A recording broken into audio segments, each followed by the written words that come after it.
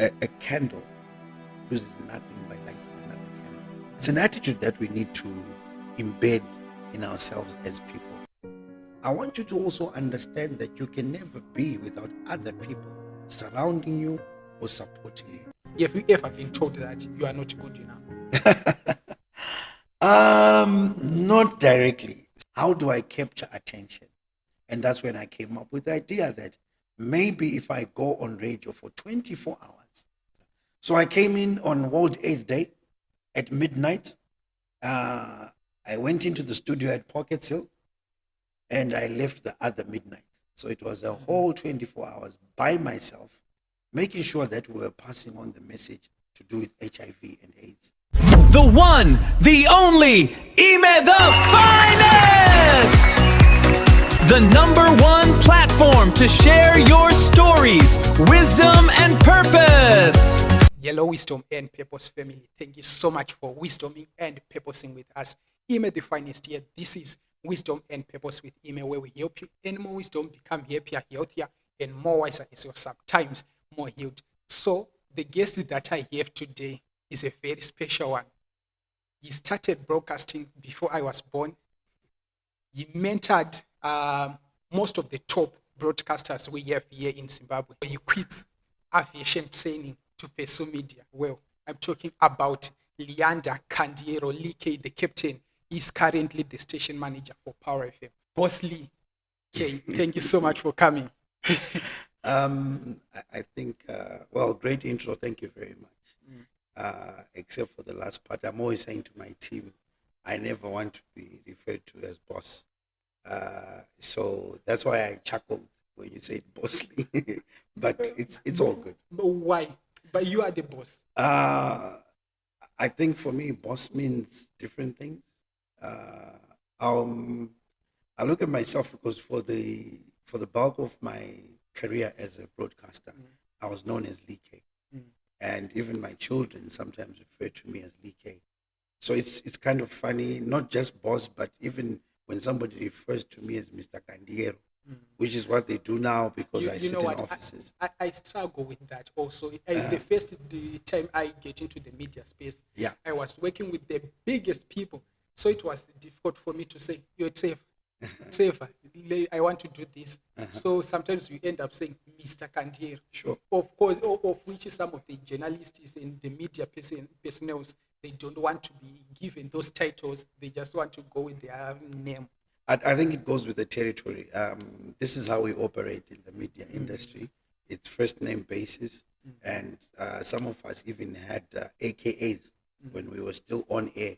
So we got very used to that. And so it hits us funny when we are referred to as Mr. or boss or so but it's still all good. I understand. Yeah. All right. Except the broadcaster, you knew that we already know, and the other philanthropic work that you do and other things. Deep down, who is LeeKay? All right. So LeeKay is a family man, married to Rudo, 3 children. First is 19, 15, and then the last one is 13. I've got 2 BG, which is 2 boys and a girl. The girl is in the middle. And LeeKay is somebody who is in touch with nature. I think this is something that was groomed in us as we were growing up. My mother raised us on looking after plants. She would sell flowers. My father also had the same green hand, but he was also an artist and an educationist. He was a headmaster. He passed on in 1990. Born and bred in Mutare, schooled in Mutare from grade 1 to 7. From 1 to 4 were all done in Mutare. Bering Primary School from my grade 1 to 7. Then from 1 to 4 was at St. Dominic's. I only came to Harare to pursue my Form 5 and 6. That's at St. John's High School in Emerald Hill. 4 siblings. I'm the second born. And I do have 3 who come after me, 2 boys and a girl. We only got 1 girl in our family. So that's basically who LeeKay is outside the radio or television studio. Yeah. I always start with this question. What is your earliest childhood memory that you think has defined the person that you are today? Well, I've been a broadcaster for 25 years now. So I would say that's the career that I would want to concentrate on. I did two jobs before I got into broadcasting in 2001. But let me focus on my broadcasting career. That was really inspired by how my parents loved music. We listened to music. We consumed a lot of television, a lot of radio. Back then, there was Radio One, which was kind of considered as the radio station for the elite. It broadcast strictly in English, and it was one of the quieter stations where the broadcast was "Good morning and welcome to," and that was my father's favorite radio station. My mom was a Radio 3 listener, and that's what we grew up listening to. So besides just listening to radio, they would also buy music. Both my father and my mom, they would buy music on vinyl. The latest hits, they would buy them. And that's what grew into my older brother, George. And he went a step further and became a DJ. He created his own sound system, and that's where I spend a lot of my time. And I'm sure that's when the bug caught, and I decided to be a broadcaster. Yeah. Were they supportive at first? Because these days, I once asked you this question before the set. These days, if you said no, no, Baba, I want to be in the media space. I want to be a broadcast. It is considered Ndeshimarombe, and it's a low-paying job, if I must put it in that way. So were they supportive? Well, the way I got into radio, I think the last days of it being known as Radio 3, and then it was renamed 3FM. It was only named Power FM in 2004. Those early days, they knew how much I wanted to broadcast, because I would kind of do a setup almost like this. Well, back then there wasn't this kind of technology, but I would set up my mics, I would set up my cassettes and record myself. So they knew that that's what I wanted. My dad had passed on already, but it was my brothers and sisters and my mom who saw an advert in the Sunday Mail that was giving opportunity for young people to just have 15 minutes of fame on radio. And they're the ones who called me and said, I think you need to take advantage of this.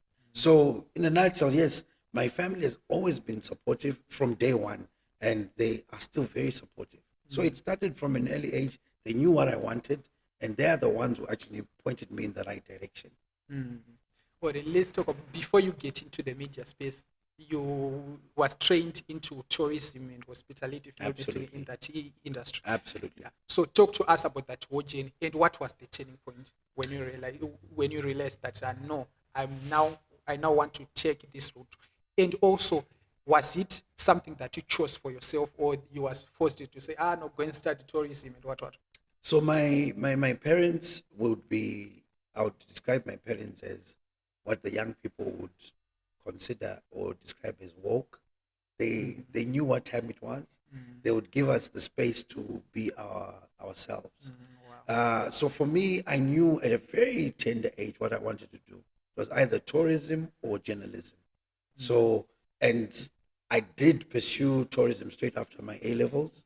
I wanted to get into the Harare Polytechnic straight after my A-levels, but back then they were very strict. They had these exams that you needed to write. I did not make it, and when I didn't make it, I didn't want to sit at home. So when I didn't make it, I then said the other option is tourism. So I went and studied tourism very close to the Harare Polytechnic. I went to Rangers College. So I knew that I'm pursuing the things that I loved. And I did work in the industry for a while, in the tourism industry, until the opportunity for me to go into not journalism per se, but into broadcasting came in 2001. Yeah. Right, we are going to talk about the 15 minutes of fame and how you got into the media space. Sure. So now let's talk about your first job. What was it? And what does that job taught you about yourself? Okay, so my first job was the tourism job. It was at Oliphant Safaris. It was downtown, and I was doing the tourism that I had trained in at Rangers College. I went up to diploma level, and then I got my job at Oliphant Safaris. Oliphant Safaris was run by a gentleman who had been an air traffic controller at Air Zimbabwe for the longest time. He also came together with his friends who were pilots, and they, alongside Olife Safaris, they also had the Zimbabwe Flight and Aviation Academy. So I joined Olife Safaris as an officer, selling tours, selling air tickets. But as they continued working with me, they also decided to make me the administrator for the flight school. It was training pilots. And when I got into the administration, they also thought, but wait a minute, you already know tourism, so you're okay with Olife Safaris. But you are also administrating an office which you know little about, which was the flight school. Would you love to be trained as a pilot? And I said, of course. So when you train to be a pilot, you do ground school first, then you write exams, and then you go and start accumulating hours in the air.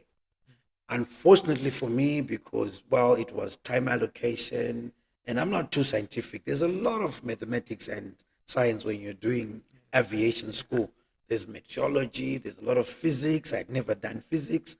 I think I passed 2 of the exams and failed the other 2. But I knew ground school to do with aviation. I had already loved aviation because my father would take us to the aerodrome in Mutare, and we would go watch planes taking off and whatnot. But then this was an opportunity to come closer to aviation.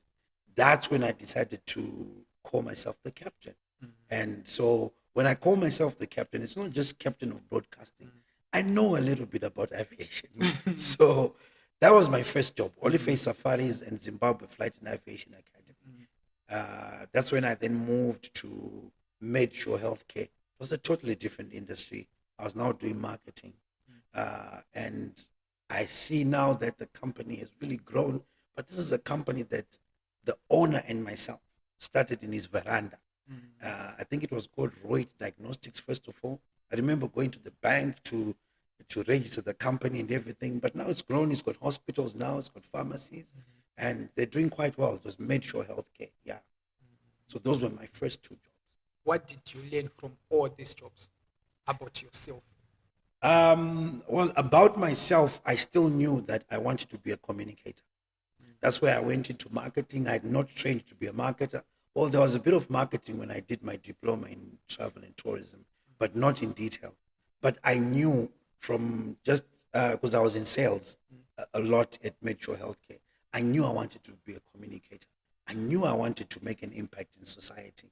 And also from Olife Safaris, you know, when you go on tours with tourists, when you travel across the country, because we did a lot of that at Olife Safaris, I knew that I wanted to be out there and I wanted to communicate the beauty of the nation. And just looking at people's lives in different facets, I wanted to communicate that to larger masses of people. So that's what I knew about myself through those 2 jobs. Well, you quit aviation training. Yeah. Let's talk about it. Apana vambotonzvo dzinopengera because being a pilot is considered a high-paying job. Yeah. Apana vamboti dzinopengera koita sei? Well, of course, the guys, they questioned, because I actually went to the civil aviation to write my exams. They were paying for it. And when I didn't make it, they continued encouraging me to continue. But I knew that, I like it, but I don't think I'm keyed into the scientific world to that extent. So they encouraged me until I think they understood that this guy had a different direction that he wanted to take. So time went on, and I continued pursuing my love for radio until the opportunity So came. were you not scared that what if it fails? The What- broadcasting yeah. part, I knew it was never going to fail. I knew it, and I knew I was on point, and I was right. My passion was too big for me to fail. And I knew the world because, you know, when you're a young person, when I was back in school, I would go to Boca Tobacco Floors because this is where Radio 3, the likes of Simon Parkinson's, the Peter Joneses would come in and broadcast. So I knew that there was no way I was going to fail in terms of radio. Besides, My brother had already shown me by owning a sound system that there was money to be made. Would go and play at parties, would go and play at school gigs. So there was money to be made. Now, if I was going to combine doing sound systems together with broadcasting, there wasn't any chance of me failing. So I knew. Yeah. You mentioned that passion. Many people, they struggle to discover their passion, to discover their interests, Sure. to discover who they are. What's your message to them? And how did you discover yourself? It's a question that if we're to ask a lot of people today whether they know themselves, a lot of people cannot answer that. Because a lot of people get swayed and influenced by their surroundings to a point where they lose themselves. They don't understand who they are because you're busy emulating, you're busy trying to copy, you're busy trying to be the other person. And because your drive, because everybody is born with something that excites them. Whether it's broadcasting, whether it's aviation, whether it's accounting, there's something that excites you. So someone is born and you can tell, this child, figures excite them. Cars excite them. Aeroplanes excite them. Drawing excites them. So it's now a matter of you sitting down when the time is right, especially in your teens. That's where you now need to sit down and say, what really excites me? And that's your passion. Yeah. What if you can't find what excites you? That's impossible. I think that's impossible. Remember, upon creation, we all possess like constants. There's something that really, really takes you down that you hate. Then there's something that really excites you. It's the same as meeting people. There are people who you connect without really much effort. Exactly. Then there are people who just put you off. Their energy just puts you off. It's the same as everybody has something that excites them. And everybody has something that they are really good at, even before they are taught. Yeah. I want you to push as much as you can on this one. I think it's our education system that kills our dreams and passions. Education is not bad at all. It's what you decide to do with it. I say our education system. Yes, I'm saying education, and I'm emphasizing that it is not the education system. The education system does not put you in a box. It's what you decide, it's what box you decide to put yourself in. Let me explain this by taking us back to when we were in school. Everybody got the opportunity, especially in Form 1, to do all the subjects. And I'm sure that system still works. You get to Form 3, then you're asked to choose. Are you an arts person or are you a science person? So here's LeeKay. He knows, like I'm emphasizing, I'm not mathematical, I'm not scientific. But what I emulate is those guys who hold the big books, and the girls want them. And so I turn my direction because but as you understand. Or sometimes I emulate the money. Nema doctor, nema scientist. And that becomes my push. It's not the education system that has pushed me. It's what I think is the thing. So it's either the money, the women, the fame, or whatever it is. So you end up boxing yourself. We saw people back in high school who chose the wrong careers or who chose the wrong subjects just because. And whatnot. Today they are not happy people. So it's not the education system. It's intrinsic. It's in you. You need to know who you are. It goes even in life when you choose a life partner. Nobody actually chooses for you. But yet you know the one that makes you happy. So it's not the education system. It's your choice. I said the education because number one, around Form 3 you will choose. Sure. During our time, your results determine whether you are going this way or this way. Okay. Yeah. All right. So which means also maybe even me before Form 1, Form 2, Form 3, Form 3 I started opening up. But at that time I was considered down. Yeah, because maybe because I was not, if I must put it in that way, or I was someone who was misunderstood. Okay. Yeah. So I was considered out. But what I'm grateful for is my teachers believed in me. They have also good some class yeah. But I have many colleagues who are and it actually shattered their dreams. Then comes to university, they have good points or not enough points. Then they will choose programs for you. You are not only given the freedom to choose. So that's why I said I think our education system something needs to be done. Sure. I like the fact that you spoke about the results would then determine where you go. Again, like I said, in your teens, you need to discover who you are. And who you are does not just end by choosing the subjects that suit you. You need to create a path for yourself at a very early age. And this doesn't come just by you deciding yourself. This is where you asked me earlier whether my parents were supportive or not. This is where your support structure comes in. Your parents are also supposed to, because that's primary socialization. That's your parents are supposed to see ukuthi uyu mwana anengadwa zvokudraw, uyu mwana anengadwa zvokutamba bhora, uyu mwana anengada zvekunyora and whatnot. So together with that support system, that's where you know where to be strong in terms of how you're going to perform in school. They're not wrong in the education system because that's what you've displayed. You've displayed that, oh, you're good in science, you're good in physics, so let's push you there. They actually believe they're doing a good thing for you. But yet, you chose at an early age the subject to be strong in.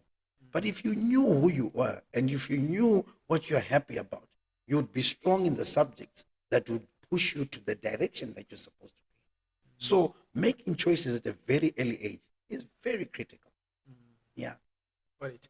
Now let's talk about how you get into radio. Talk to us about the journey. You left your job. Yeah. Go for auditions. Take us from there. Fantastic. So this was the call that came from the family to say, hey, look, there's an opportunity for 15 minutes of fame.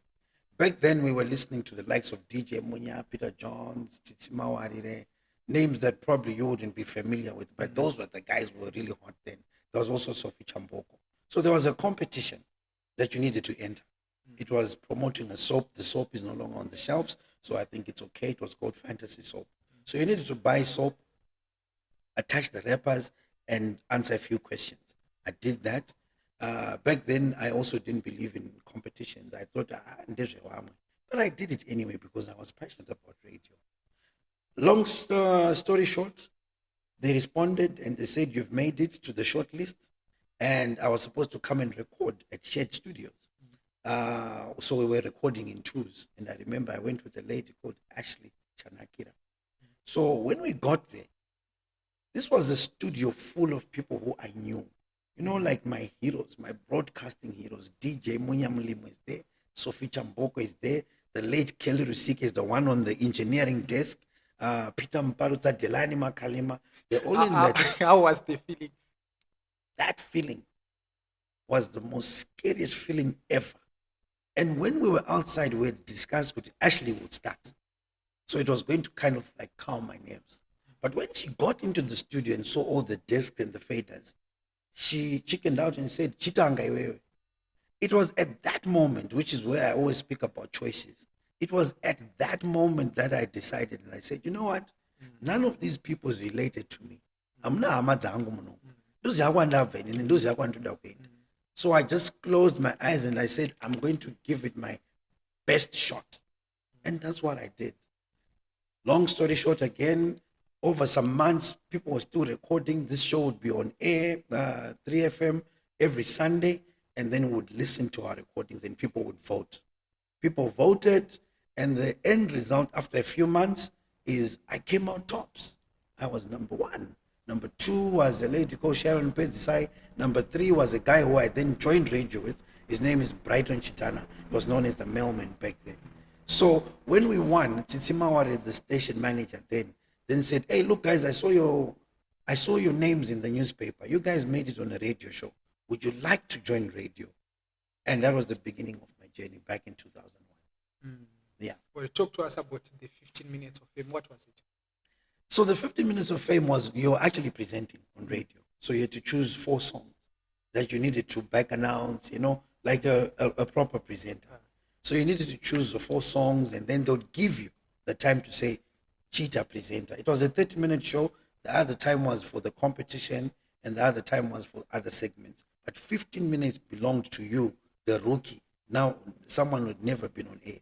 So I remember I chose Mutare Oliver Mtukudzi. I chose Miss California, that was Praz. I also chose a track from Aliyah. So I played those songs, back announced, forward announced, the nine ones go by radio. And that's what got me in. Yeah. Yeah. Wow, amazing journey. What are the most memorable experience in your broadcasting career? Well, it's been 25 years, so there's a lot of them.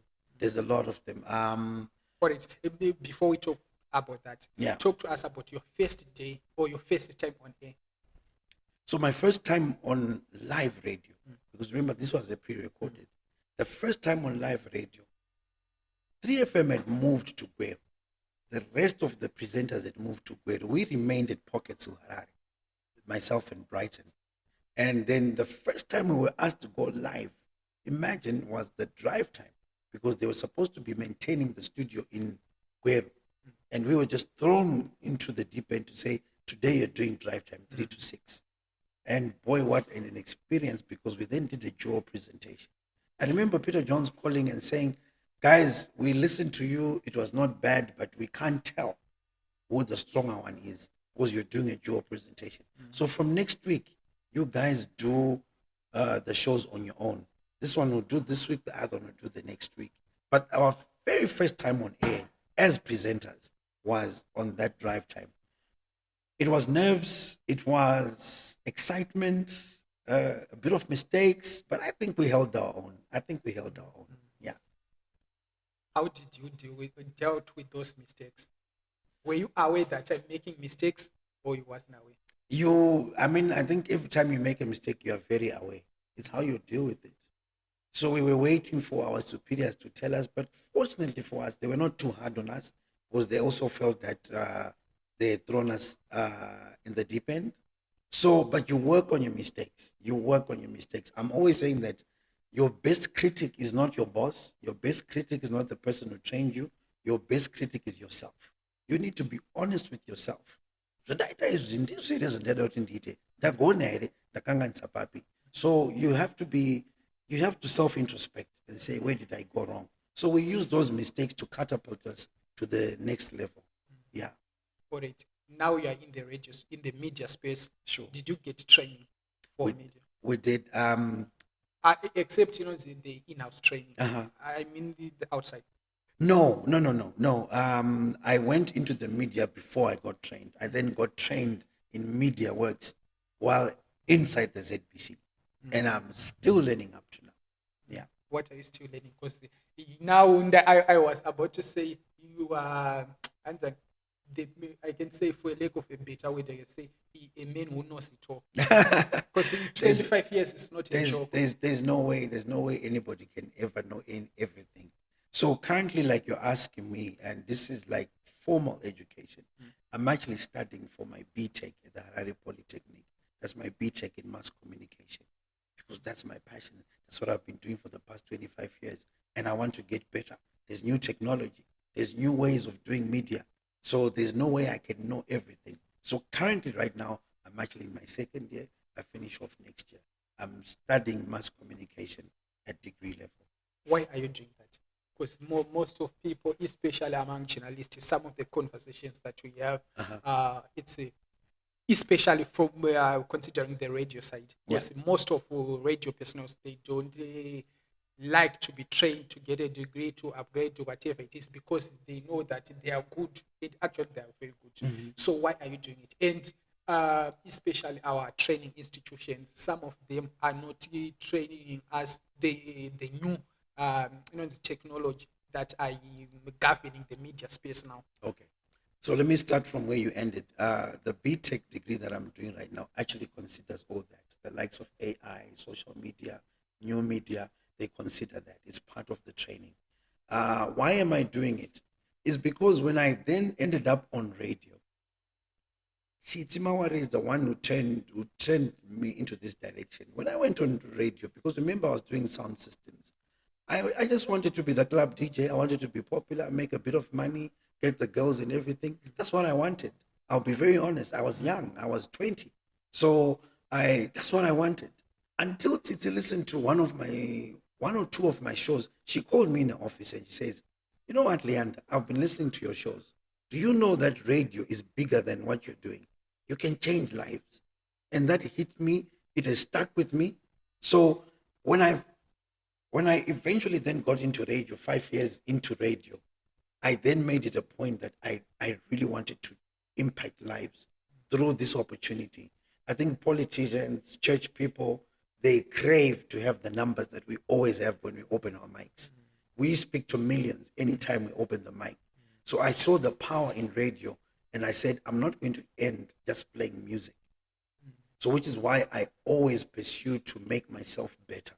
And when I got into the space, I also appreciated the training that I got. And what I then concentrated on, because before I left Zim Papers, my main job was I was manager training and product development, which encompasses a lot of training and a lot of grooming and a lot of talent discovering. So there's no way I'm going to do more of that, like identifying talent and training, without me also knowing the ins and outs of the industry, which is why I'm pursuing the BTech, because I need to be knowledgeable as well. Yeah. Well, you mentioned something, including me, but I wanted to be to play reggae music and do all those stuff that you mentioned. Sure. But during my, I can say, second year in college, one of the popular presenters was fired. And zero. Then I discovered that no, this thing, paper, if you just want to focus on entertainment, because they move fast in the audience. But if you do something which is impactful, you will touch lives and people will remember you. Will remember your works, Sure. rather than in entertainment. So I think a misconception there is entertainment will burn like fire from the papers, from Mutare paper. It really depends on how far you go in entertainment. Entertainment does not end at just the surface level. Entertainment goes deeper. I'm sure if you try and study the entertainment industry, especially in the established countries, you will see that entertainment, Zimbabwe, it's still very young. Yeah. But when you get down to entertainment and want to understand how one song is made and how it becomes a hit and what it does for that singer, I'm sure you know a lot of singers have one hit. They are one-hit wonders. But up to now, they're still surviving on that one song. It means that there's a certain level that Zimbabwe needs to reach in terms of filmmaking, in terms of radio broadcasting, in terms of social media. That's such a shika. So when we look at entertainment at surface level, yes, you might think, entertainment alone. But there are people, look at Trevor Noah today from South Africa next to, look at Danai Gurira. They've gone into entertainment like in the deepest They are parts not of doing it entertainment. here in Zimbabwe. Yes, that's why I said the industry here needs to grow. How can we do that? It's a lot of investment. The industry needs a lot of investment. I remember watching Nigerian movies, Tichatima African movies, and they were noisy. The production was not on point. But then they discovered that we are now telling the Nigerian story to the rest of the world. And then they put investment. Not only did they put investment, but the government put in investment so that the Nigerian story could be told. When I started radio, there was not a single song from Nigeria that was playing on radio. The African music that was playing then was either South African or from the Congo, the rumba. But today you see that Nigeria dominates not only film, but also music. It's because they invested. And I'm not talking just about financial investment. I'm talking about everything. You know, when you want to succeed, you put your everything in it. Look at sports people. They train, they wake up, they're training from morning until evening. You put your everything in it, including the finances, including wanting to understand. There's nothing that beats wanting to understand. Like if I were to want to get into what you're doing, it would be wrong for me to say, no, ndakaona microphone, ndikaona laptop, ndobva ndaona imwe microphone, and then I saw the lady behind. I will assume that if I get those things, I'm going to do a fantastic podcast. But what I need to do is ask you, what does it take? Mamboshika say panzvimbo inei. How much does it cost? How much does it work? So we don't do that. Most of us in Zimbabwe, we don't do that. You know what? I think I've mentioned it earlier on before they said. I don't know. It's I don't know what goes into our mind as the Zimbabweans or as African people. We don't want to share information. Maybe to someone like you who gauge this young man is very young to me. There's no way I a competition to me, and it maybe that's where you start opening up, telling me that no, this road you walk this way, walk a die no die no Buddha, and but all those guys, people don't want to share information. I think, especially in media space, kunyanya in broadcasting. I think now, because it's a very competitive world, I think it's the approach, first of all, I think, and it's also wanting to understand that a candle loses nothing by lighting another candle. It's an attitude that we need to embed in ourselves as people. But I saw that early because there are people who did not have any reason to teach me. Takasvika radio station, there were big names like Kudzima Rudza, Bridget Gawanga, Davis Mgadza, the Joe Husseins, the Peter Johns. They didn't have to share information with me. But here I was, 2021, but these guys took me in and they taught me. Not only did they teach me Tiruku Studio Pocket, but I remember Peter, I remember Tsitsi would even take me and say, Pindamot, I want to go and show you where grammar is. I want to show you ZMC. I want to show you what club life is about. So these guys took me in, and that remained in my head to say, I also want to do this. When I get into this industry, and I'm proud to say, I think you mentioned it at the beginning of the show, I'm proud to say a good number of the presenters that we know today have something that they'll say we also learned from LeeKay. And thank you so much for doing it. I remember when I was there, the people that you was guiding, some of them, they shared the same knowledge that you gave them, and it helps us to grow and to see the media space with a positive lens. And thank you so much for doing it. I appreciate it. Yeah. Now let's talk about your 2007 24-hour broadcasting. Sure. Yeah. Talk to us why. So I think the younger generation will not understand what we saw in the days of what we called AIDS. I think through education and through media, we then learned that we shouldn't be talking about AIDS, but more of HIV, because that's where the disease starts. But it's also, we only knew AIDS because it was killing people. It killed a lot of our relatives, our friends, our colleagues, churchmates, and neighbors. It was bad. It was bad. I think what you guys are more familiar with is COVID. People did die, but not in the numbers that they died with through HIV, AIDS. So it was a catastrophe, if I can call it that. Here I am, I'm a young man, and the How industry. old were you? Well, I got into radio at 21, so which was 2001. And then this was done in 2007. So my maths would say I was about 28 or so. Yeah, something like that. Yeah.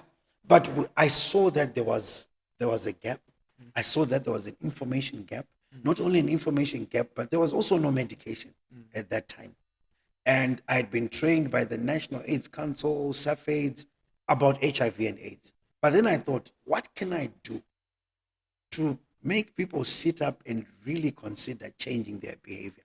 Because the message there was behavioral change. But to it, I say to now change your behavior, even the older people. How do I capture attention?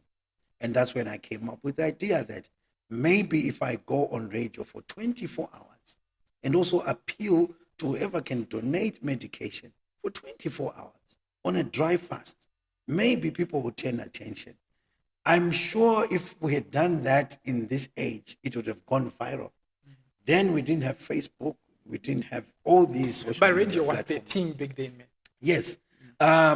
So I decided, and I remember asking the manager then was Nonleba Mkandla. and Tinashe Chiname was second in command. I asked them for this opportunity to do 24-hour radio. They were a bit skeptic in the beginning, but then they understood what I wanted to achieve.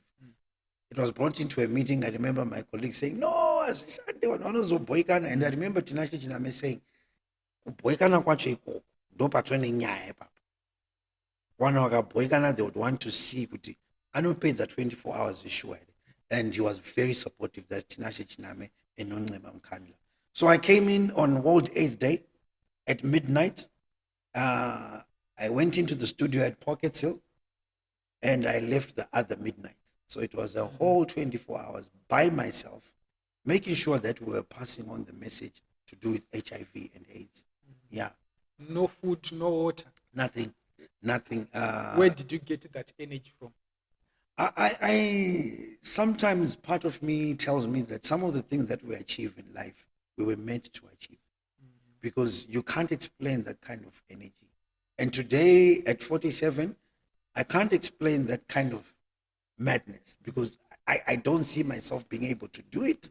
You know what? I'm imagining because years of me, I do fasting for health reasons because I have to make my gut rest. Sure. So I usually do it on the days that I'm at home. So I will spend the day without talking to everyone, reading my books or doing something else, which has nothing to do with speaking. Now I'm imagining you are speaking the whole day, 24 hours without food. Yeah. Wow. So I spoke about not just HIV. Remember, I had replaced the breakfast team. I had replaced the mid-morning team. I had replaced the drive time team. I had replaced. So I needed to do what they do. Oh, okay. Yeah, the adverts, the programs.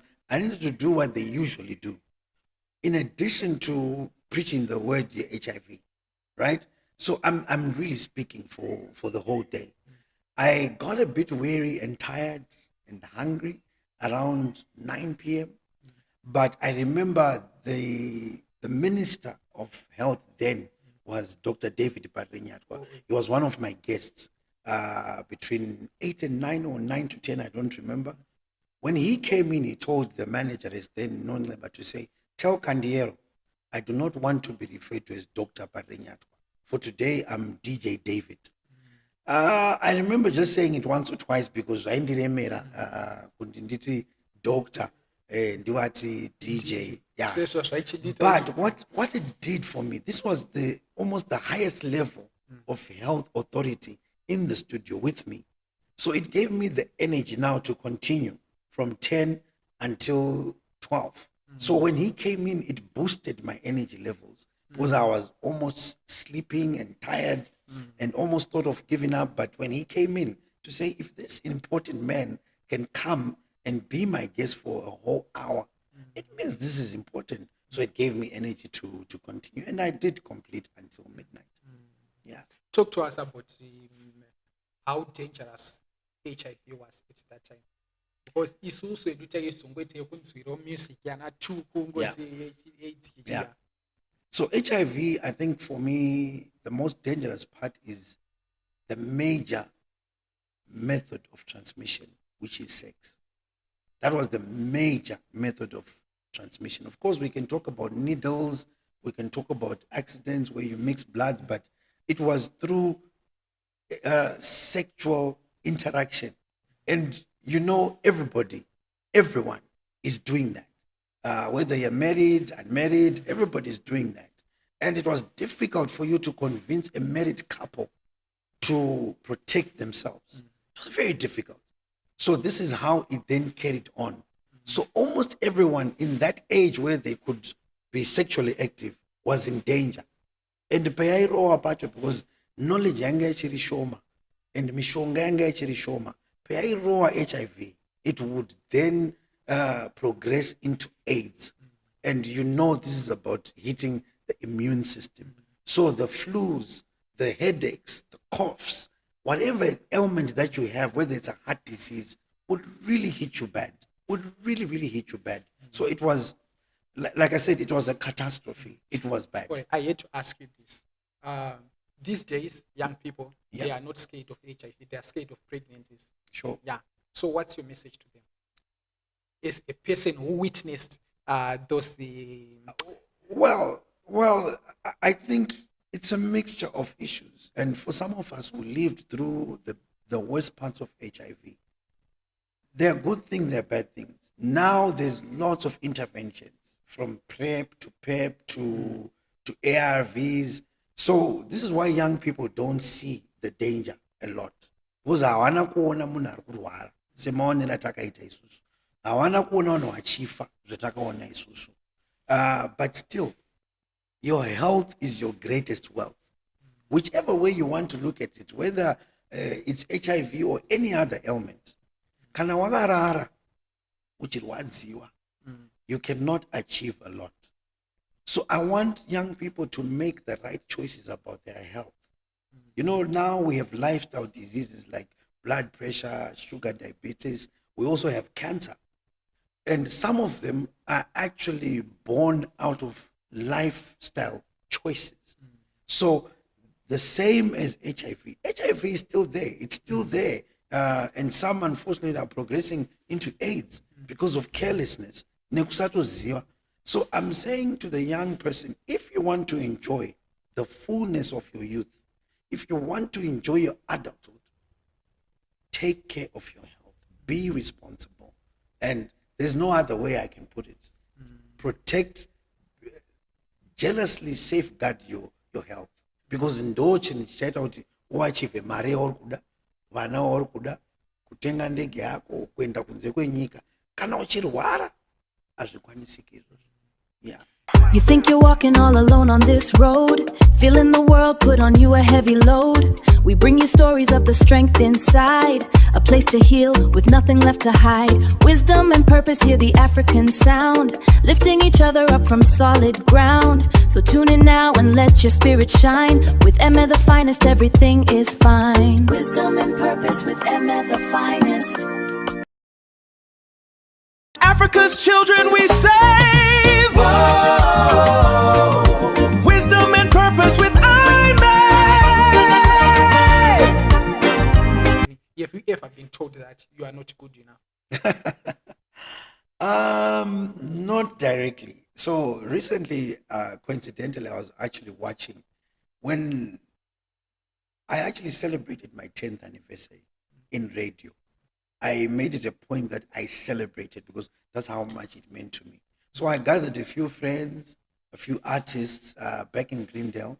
This was in 2012.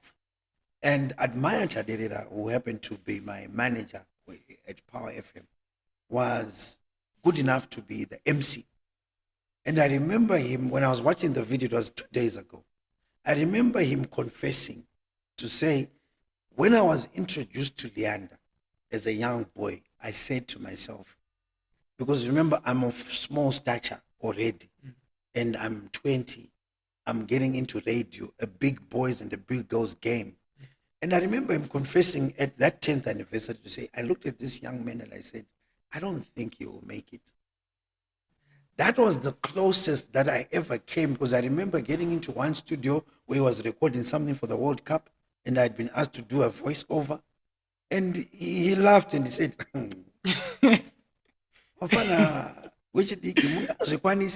well, I understand, and I understood then, because he was working for Sportnet, and we were working for radio then. So we had not interacted. He didn't know me. But when he finally came to Guero, yeah, he was still a bit skeptic, but I showed him what I was made of. And so that's the closest that I ever came to being told, Kunzi, I don't remember anything else or any other incident. When you heard that confession, what does that do to you? When you mean when I was now watching the video, or when he was now confessing? It filled me up with a lot of joy and gratification and fulfillment to say I didn't have to go and tell him that gonna. But what I did is I showed him that I love this profession and I'm capable. And the biggest thing that got me to convince him was my ability to want to learn, which is something that I would like to teach people. Like, in whatever it is that you're pursuing, be teachable. Be teachable. Some of us are not teachable. Yeah. All right. With the 25 years in the media space, I asked you this question, but for the benefit of people who are watching outside there, Sure. they want to know if your son wake up saying, "Daddy, I want to pursue media," what will you tell him, and will you agree? First of all, yes, and I did say that I think the first one, that's the direction that is taking. The girl, I think, almost is going in the same direction as well. Even if my daughter is to go and pursue sociology or accounting or finance, if there's space, I would encourage all of them, and I would encourage anyone seated here, put alongside your other degree, study media. Study media. Why? Because I've discovered that media is everything. That's where everybody and everything meets. We meet the doctors, the pastors, the who's, even the people that you consider to be the smallest or the lowest in society. We meet at the media. So it teaches you a lot of human behavior. I'm sure this is why some of our degrees in Zimbabwe, as part of media, they also teach you sociology, because that's how people interact. I would really encourage media to be something that people pursue so that they understand whatever degree that they are pursuing. So yes, my answer would be yes, even if they want to pursue it as the solo degree, I would, because the opportunity that await in media are a mass. Yes. What advice would you give him? What advice would I give my son? And how would you guide him accordingly? So, like I'm saying, the media has got so many facets. Has got so many facets. I would advise him to, within those many facets, to pick the ones or the one that he wants to concentrate on. If he wants to concentrate on radio broadcasting, radio production, radio or television production or presenting, I would want him to pursue it and concentrate on that. Because if you do too many things, you're not going to find the balance. You're not going to perfect whatever it is that you want to do. So if he wants to be a radio presenter like I was, I want him to do it from the beginning right to so that he understands. That's the only way he's going to be successful. Yeah. Or the media space has changed, the radio has changed a lot. We now have podcasts, social media. The attention span is limited now. Absolutely. And few people really listen to radio. The advertisers are moving and a whole lot of stuff. So why radio? So let me Or look at, let's put it in a bracket, the traditional media. okay. Let me concentrate on something that I am very familiar with, which is radio. And let me look at the Zimbabwean scenario. New media is coming. New media is getting popular. Like you're saying, audiences and advertisers are moving towards that. But at the stage where we are right now, I would argue, and I would argue this and argue that we still have more audiences hooked to radio than any other media in Zimbabwe. Why? Because radio has always been one of the cheapest methods of consuming information. Once you buy your gadget, that's it. And now when you look at technology, I'm sure where we are seated here, this bottle could actually have a tuner where you can tune into radio. Your phone has got a tuner. This laptop has a tuner. The car has a tuner. Inside your house, there's so many other gadgets, refrigerators that have got tuners on. And then when you go to the rural areas, almost everyone has got this little gadget where they're listening to radio from, whether they're tuning into soccer, current affairs, or entertainment. Everybody's got a radio, which is very cheap to, first of all, purchase, maintain, and just tune into radio because it's terrestrial. So I still believe maybe at a later stage, maybe the new media will then take over. But at the moment, I still feel radio is very accessible, very affordable. So we still have a lot of people, but the competition is getting tougher. It's getting tougher. So we would encourage radio broadcasters to be more creative. So the people that you see now, that you still follow in a competitive world, is because they have really turned on their creative caps and they're still competing with the new media. Another way would also to complement what you do on radio with the new media. And that's the way to go. Yeah. All right. As I mentioned, recently I was invited to talk to media students each course, and I shared that they must, this is my own perspective, Sure. they must focus on digital media, just in case they didn't manage to get employment in the traditional media. Because these days it's sort of like, who do you know? One, and it's sort of, it's competitive. There are a lot of people who are not trained in that field, who are working in that field, a whole lot of stuff. And we have few radio stations and television stations as compared to other countries. Because Zimbabwe was the first country in Southern Africa to have a television station, if I'm not mistaken, but I'm sure it is. But now it's among the iri kuzadzisa kune matelevi kune nyika dzine matv mashoma. So that limits the potential of arts industry, employee, opportunities ema-graduates nezvimwe zvakawanda. So ndosanda nevamwe vanhu vanotodza kuva journalist in this space yake limited, ine ma-opportunities are limited, ine zvakadai, so it's very tough. Yeah. So what would you encourage someone? Would you encourage someone to take that route, or you say, no, you get your spot there, work hard? We are in the information age. I think this is now the information industry, where people are consuming information more than ever. And information, that's what media is all about. Communication and information, that's what the media is about. If you ask me, the next biggest industry in Zimbabwe would be the media. But like you correctly said, yes, there was a time when the industry was not growing. Today we boast of about 50 radio stations. When I started radio in 2001, there were only 4 radio stations. Up until 2012, there were only 4 radio stations, which belonged to the ZBC. After 2012, Star FM came, ZFM came, then the local commercial radio stations came. Now we have campus radio stations. Now we have community radio stations, which shows growth. When back then there was only 1 television station. Now we've got the 3Ks, the NRTVs. We've got a lot of radio, TV stations and radio stations. Combined with the new media, which shows you that this is an industry that is on the growth trajectory. So there is no way that anyone who decides to be in the media is going to fail. However, I did hear you say there's lots of stuff that happens. And one of the things that you brought up was, oh, who do you know? Yes, that happens across the world.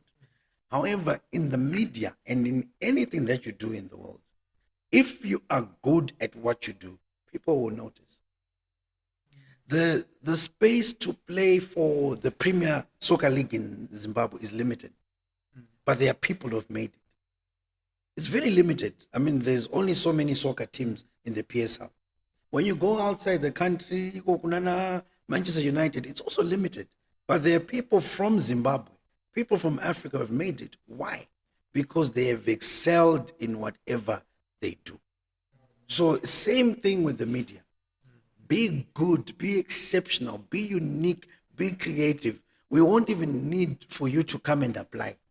We'll look for you and say, dude, we saw what you are capable of doing. Do you want to join this organization? Or do you want us to sponsor you? Do you want us to support you financially? Banks will support that. So many other. Look at the growth of some of these social media platforms. They are being supported by big corporations, stand-up comedians, socialites. They're being supported, and that's the media. You only need to concentrate, put in work, be noticed, do what you do so well at any given time. People will notice you, people will support you. So yes, again, to those who are pursuing media in universities, colleges, I understand even now schools do media studies. Go for it. In Zimbabwe, I feel it's going to be one of the biggest industries because it's combined with the arts as well. It's combined with film. It's combined with a lot of other stuff, sound engineering. So pursue it, but be the best in whatever field that you're doing. You will be noticed and you'll make it. So how do one get sponsorships for their work or anything that they are doing in the media space? Right. It's not one way. One big way to do it is be noticed. Be noticeable. Kune vanhu vokuti So iwe let me cut you there. Yeah. What I've noticed with the Zimbabwean companies, Yeah. especially, they are obsessed with the bubblegum content, number one, with the skits, number two, but with the people who are doing educational content, people who are doing, let me say, who are doing evergreen content, such as who are creating content about real estate, about farming, about other stuff, and they are not noticed. They are hardly recognized. Okay. So let's talk about markets. Let's talk about markets. Markets differ.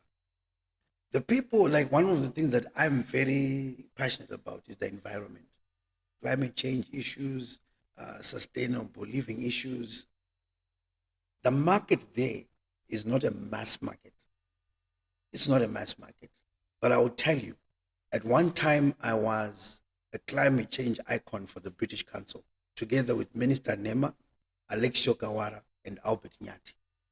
The market there or the audience there are not huge, but it's well funded. I did health issues, like I'm talking about HIV. The people who are interested in that kind of content are not mass, but there are people who will support that. You understand? So we shouldn't make a mistake of comparing what you term as bubblegum. I don't have that term in my vocabulary. I don't have anything that is called a bubblegum song or bubblegum content. I term it as popular. That's pop music. Popular culture is premised and it grows on masses. So masses are not one group that agree on one thing and they agree for a long time. They agree, this song by LeeKay, for this time, for this month, or for these 2 months, because it's relevant and we like it. And they move. But that's a huge market. Understand that the survival of retail, the survival of religion, the survival of politics, the survival of entertainment is premised on numbers. It's a game of numbers. Now, once you do game of numbers, things don't last. That is the nature of pop culture. Soccer players. Yesterday's soccer players, I think for those who are into soccer, I still soccer, but that was Joanna Messi, that was Joanna Ronaldo. That's mass market. That's what it does. So we can never say because bubblegum, yes, the company that supports what you call bubblegum, at that time, those are they want that song because it's the same as us in broadcasting. A song has a life cycle. It's got the intro. If it hits people, it becomes a hit. It lasts per top, but it falls. It was yesterday's hit. It's the same thing. So we shouldn't confuse markets, and we shouldn't denigrate mass market because kune is no laster. So even when you get into the media, understand where you want to go. Are you about sustainable? Are you about sustainable energy? Are you about environment? Are you about my documentaries, the wildlife?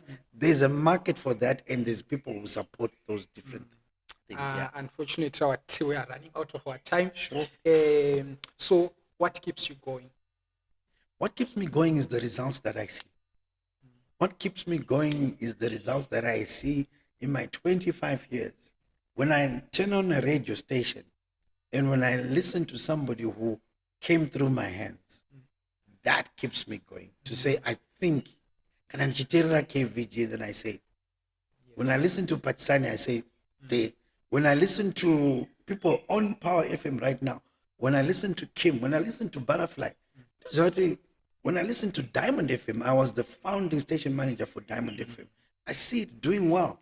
When I look at that, and then when I meet people who listen to my program 20 years ago and they call me and say, LeeKay, you don't know me. I listened to one of your shows and it changed my life. Now I'm doing this company Akati, or now I'm based abroad, but it was because of something that you said.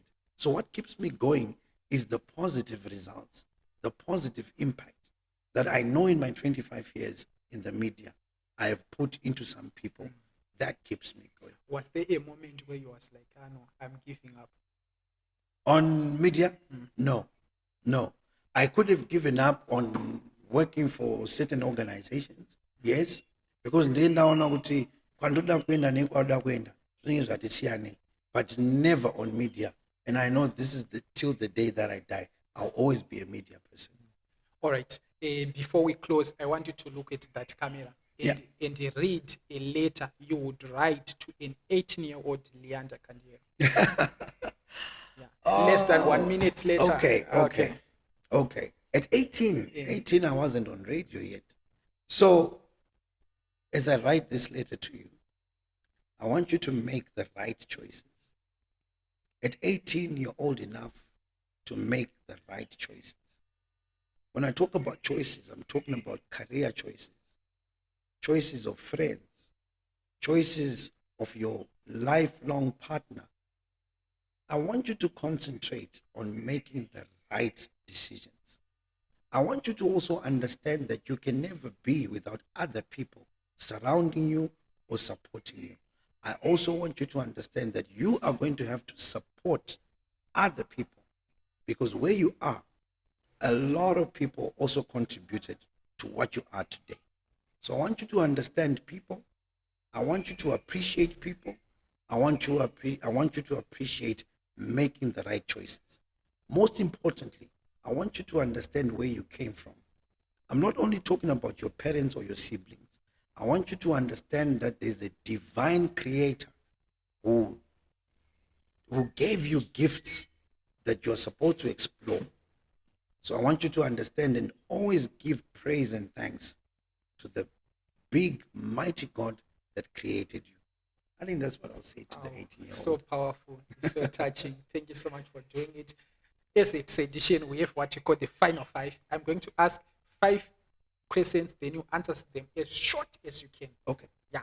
So my first question is, what is the biggest lie you believed for a longest time? The biggest lie that I ever believed for the longest time was that parents don't tell lies. All right. What is the best and the worst advice you ever received? Let's start with the best. The best advice that I got is that you can be whoever you want to be. What's the worst advice? The worst advice is you don't have to think about other people. Think about yourself. Be selfish. That's the worst advice I ever got. If you had to make one universal law, which one would it be? I think love. If I could and I had the power, I would want people to understand and spread love. Yeah. The final question is, if you had to rewrite your life story, which part would you rewrite? At the moment where I stand, nothing. Nothing. I have no regrets. I'm a father of 3 beautiful children. I got married to the woman that I wanted when I was in A-level. I'm working the job that I've always wanted to. So no, I don't think I would rewrite. Maybe I have to think about it, but no, at the moment I wouldn't. Thank you so much for coming. I don't take your presence for granted. I really appreciate your presence. Thank you so much for gracing our platform. Come and be vulnerable and share your stories. I hope someone out there is inspired and they learned something. Thank you so much for coming. I also want to thank you in turn for noticing, acknowledging, and thinking that it was worthy for me to be on your platform, because this is your platform and you're doing very well on the platform. I've watched some episodes, so I also don't take it for granted, the fact that you picked up the phone and you said, would want you sit you here. I totally appreciate. It's not time wasted. I've gained a lot of knowledge, and I hope that when the story goes out there, it will inspire somebody. So thank you as well. Thank you so much. Thank you so much for watching this far. I really appreciate your support. If you haven't subscribed, please hit that subscribe button, like, comment, and share. And do remember to check other episodes on our platform. As always, this is Wisdom and Purpose with Ime. See you on the next one.